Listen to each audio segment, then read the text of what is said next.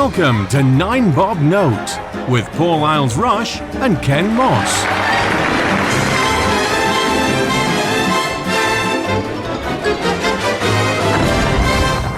Hi everybody and welcome to 9 Bob Note. I'm Paul. And I'm Ken. Hi Ken. Hi Paul. We are back and you are in charge. We are, and it's the very last episode we'll be recording at Rishton Towers. It's a very sad time. Yes, it is. A momentous occasion. And what better way to celebrate than with D Wetherspoons. Aha! Which is, to put it mildly, a divisive pub chain. I'm going to come out batting very firmly on the side of Wetherspoons. I love it. I love a spoons. There's hundreds of them up and down the British Isles. You know exactly what you're going to get in them. And the only people that seemingly don't are people that have never actually been in them and like to protest, oh, terrible, they're just awash with drunks and no more than any other pub.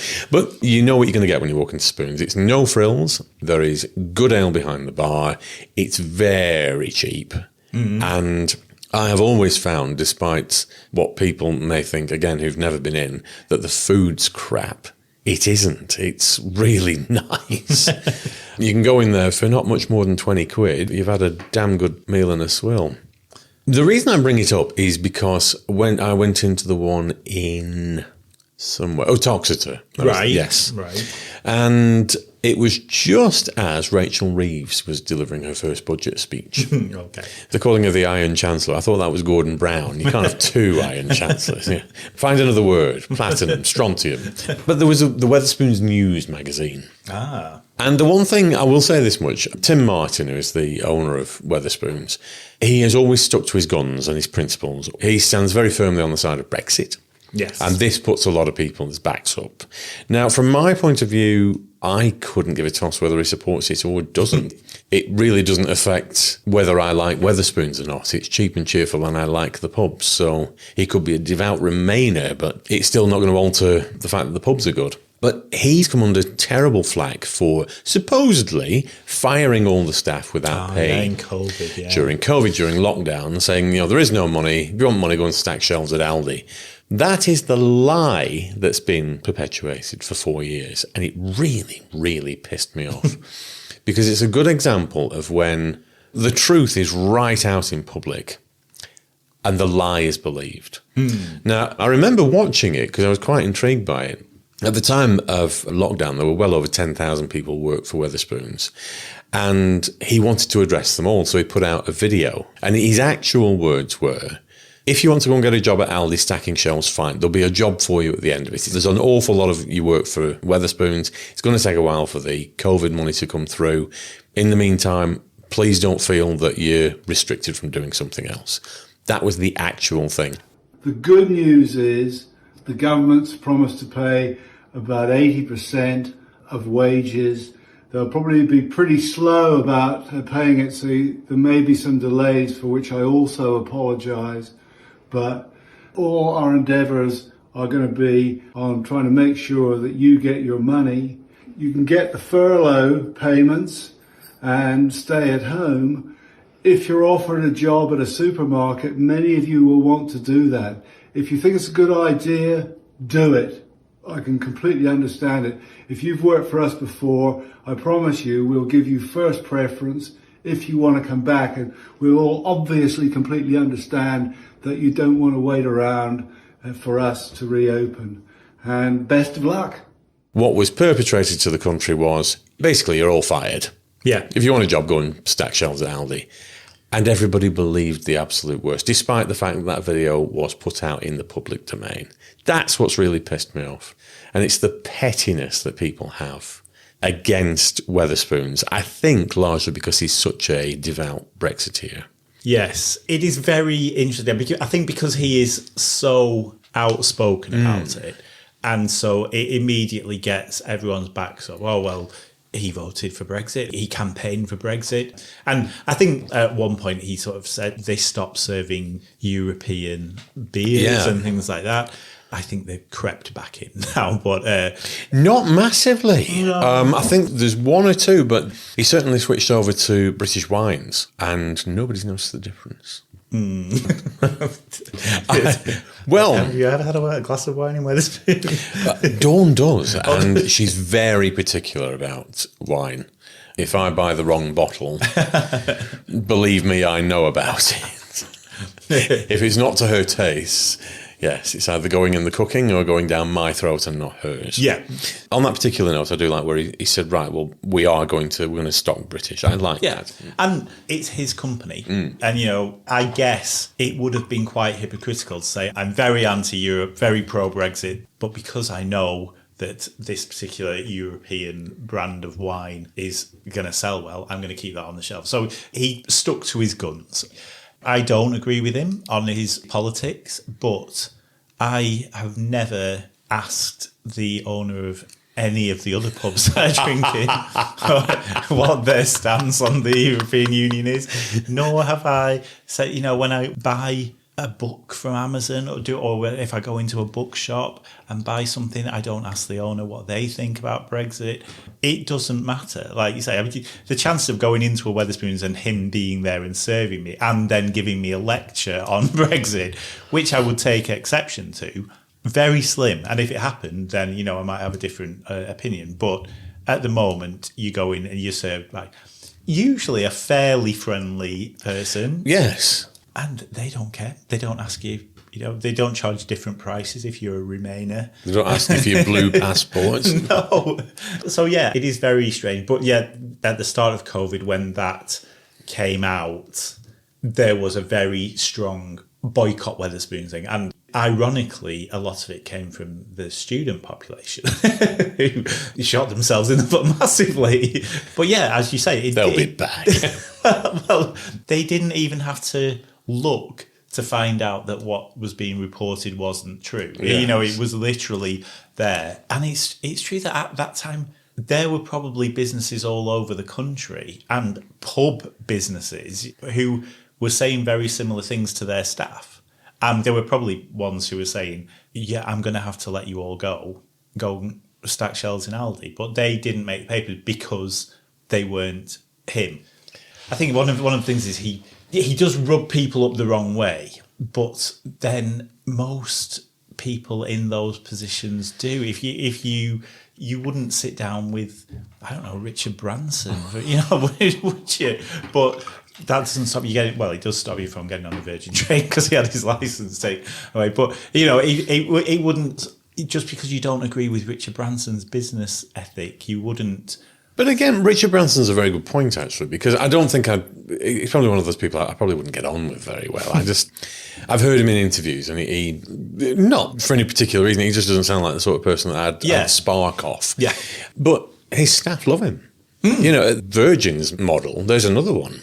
No, the customer doesn't come first. The staff come first. Yeah. And if the staff are happy, they'll look after the customers. Now, the lottery got taken off Virgin, or it wasn't awarded to Virgin, and the business model was way more sound and way more generous to the public than the people that got it in the end. And then the train licence was taken off Virgin and given to Avanti. Good move. You're on the shit list, Avanti. Yeah, that's a company that just doesn't give a toss. What, we're supposed to run trains as well as taking your money? Well, we weren't told about this. There's a puddle on the line. Driver's asleep. There's a strike on. There's some excuse today. Anyway, it's cancelled. Yeah. You're not getting a train. You're also not getting your money back. Yes, the 15-minute rule. Here's 400 pieces of paper to fill out for your £3.50. So I've got an awful lot of time, whether I actually like that person or not, for people who have a stance and then back it up. It's like I was saying a couple of episodes ago, a pub needs a face. Now, he might not be working behind every bar, but he's very definitely the face of Wetherspoons. And if you pick up a Wetherspoons magazine in the pub and have a Vegas skim through it, there's always a letters page where he responds to all the letters himself. And there's always a column at the beginning explaining largely about his stance on Brexit and how it's impacting the pubs and how he's making it work for, or how it has worked for his pub chain. And I just think there's a great anti-Wetherspoons sentiment from people who have never been in Wetherspoons or have got this preconception about what they are.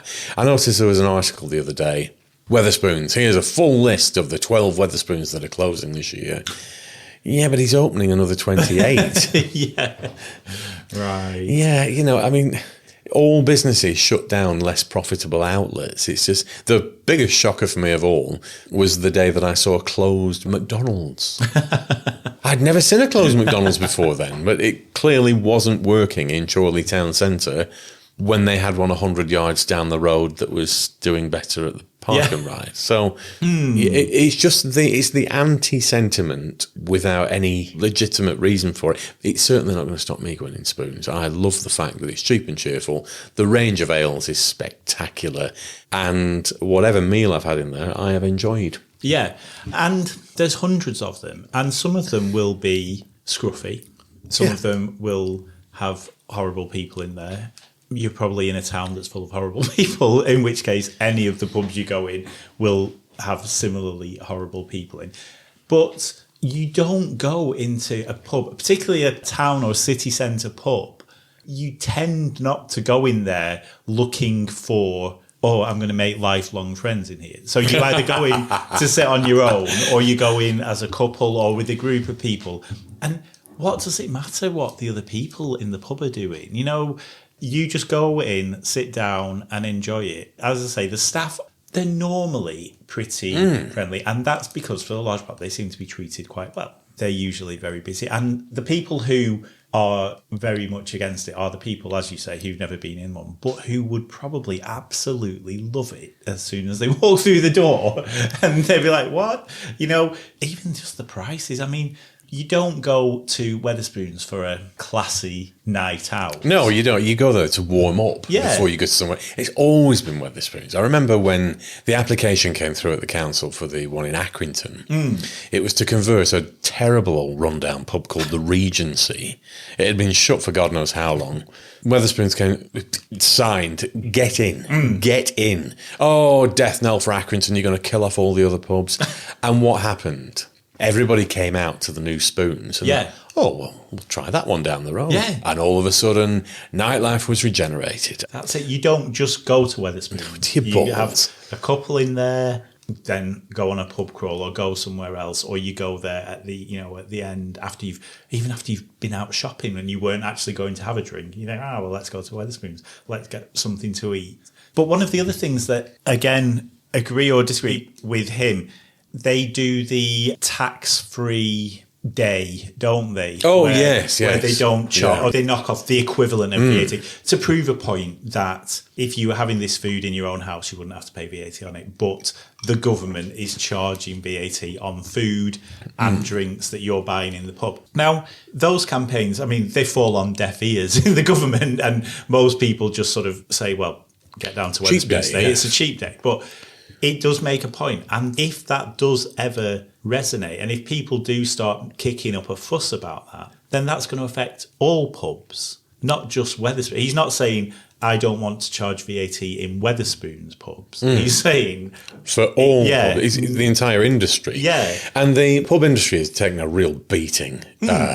Certainly, again, I don't want to get political because I just don't feel that way about any party, but certainly since Labour have come back in, the pub trade's been given a good hard beating. And I think that, again, a surprise to a few people. One of the things I will say about Spoons, I'm amazed that it's still as cheap as it is. They do a great amount for local breweries because they buy up all the short-dated stock. Yeah. Sell it cheap. Punters win, pub wins, breweries win, because otherwise they'd just literally tip it away. It'd be lost. So at least they've made something back. Yeah. But the other thing is, I went to a Lancashire Hot Pots do last year, as I do every Christmas time with my friends. And one of us lives in Germany now, in Munich. And he came back over and it was absolutely heaving. It was Saturday night. It was 12 tellers in Preston. Heaving. And there were 3 of us meeting up. Oh, this is going to be hell on earth. Right. It's cheap enough. I'll just get 12 pints. So I got 12 pints of ale, 27 quid. And Graham, who lives in Munich, he said, he just fell through the floor. He said, you forget. Yeah. I mean, the barmaid who had to pull 12 pints of real ale on a Saturday night looked less impressed. And I did tip her, but those are like 1990s prices. Yeah. I think I messaged you one time when I was away with work in Cardiff. And obviously, when we're away with work, you get a expenses allowance. And so It is not an embarrassment of riches, kid. no. £8. And so while I was deciding, I wasn't going to eat in Wetherspoons because I would have had to order the whole menu to make it. But I went to the Wetherspoons. There's one just across from the office, but it's right in the centre of Cardiff, the capital of Wales. So a big city, there's lots going on. And I got a pint, and it was from a local, one of the small breweries, and it was £1.69. And I said to you, I could order a full meal and 10 pints and still be within the allowance of what I'm allowed to claim on expenses. I didn't do that, of course, because you're only allowed to order one drink to accompany your meal. but Jeroboam, please. That counts as one drink. Yes, just one straw, please. But the prices are so good. But it's good beer. Sometimes you go to places and they have offers on drinks, but it's the terrible, terrible beer, isn't it? And you just think, well, yeah, even though it's only £1.40 for that pint, I'm not going to drink it because it's horrible. I'll have a pint of something else. So that's £8, please. Oh, great, thanks. Champion, yeah. So they're just good. You do have to sometimes look past the fact that they could do with a bit of a tidy up. They could do with the tables wiping. More staff, I think, yeah. More staff. I mean, maybe that's because he sacked them all 4 years ago. It's definitely his fault, It's definitely related to that. But you've also got to remember that, like you say, all pubs have taken a beating. And this is a pub chain on a massive scale.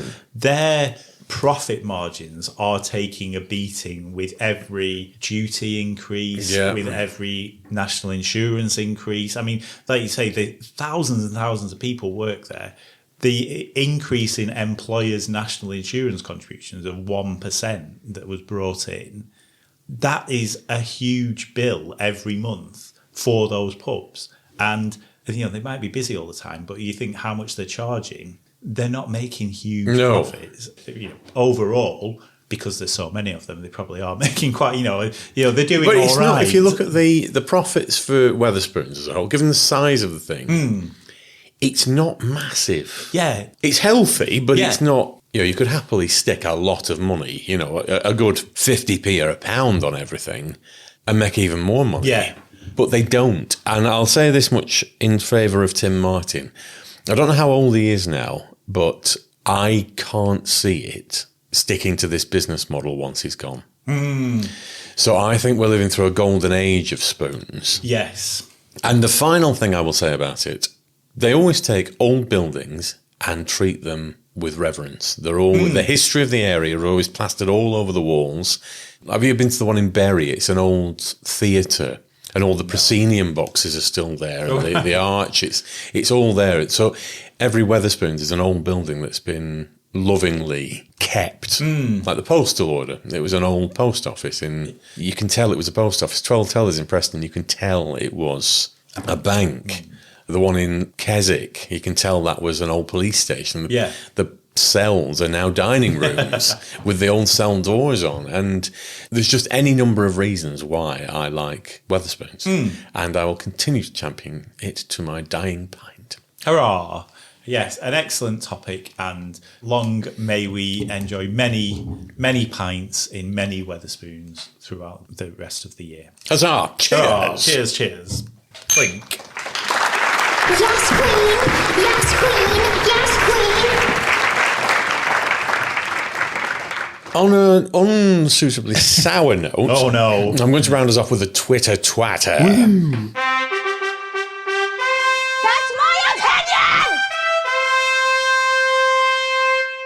Target on my ire this time is Dr. Shola Mos Shogbaminu. Ah, yes. A cursory glance at this woman on Twitter. She's just hateful. Oh. She's hateful. Just obsessed with race. Right. And that everything in the world is racist. Right. But she refuses to be defined by her skin colour. And she will go after anyone and everything. She's certainly had a good old pop at the Queen. Right. That did not go down well in the Ken Moss camp, I'm afraid. Everything they do is racist, and Britain is the shit fucking country I come from. That's a direct quote. Yes, I'm afraid it is, yes. She sounds like a delight. I won't even dive into the Meghan Markle scenario, but again, it's all to do with racism. I detest that. On every level, I detest the Meghan Markle racism thing, because I just don't... I think it is possible to not like a figure without it being anything to do with their skin colour.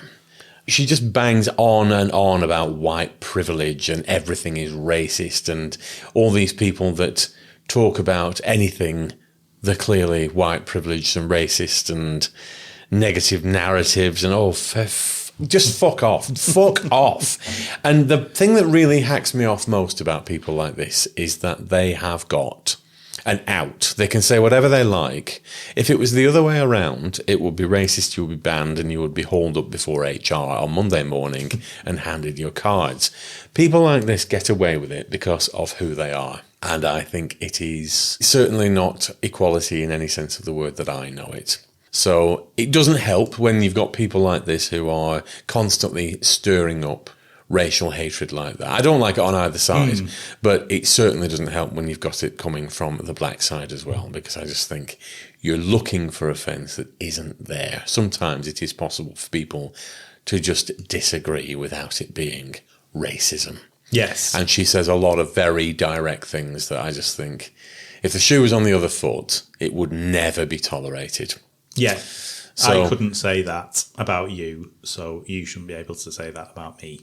Well, so get in the bin. If we're having an equal world, which is I'm all in favour of, equality must work in both directions. So yes, in the fucking bin with you. I think I need a pint in Wetherspoons. Well, would you care to join me? Yeah, we said I know someone who you won't be buying a pint in Wetherspoons anyway, so we will, on that tirade, we will leave it and take this opportunity to say farewell to Rishton Towers, our podcasting home for many years. It is. We started in 2021. Wow. Oh, good Lord. Yes, 4 glorious years here. And 21 glorious years for me living here. So, yes. Onwards and upwards, new climb. So, goodbye, Rishton Towers. Yeah. It has been fine. Episode 111. Hooray. Named after a Fishwick bus that we used to get to college. Very apt, very apt. So, yes, next time you hear from us will be from a shiny new studio. We will. It'll still be Podcasting House, just a different location. Hurrah. Until next time, thank you for listening, boys and girls. Goodbye. Ta-ta.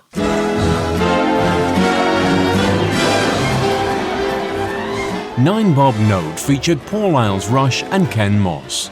Title music was by Mark Shyman, and the programme was produced by Maverick Productions.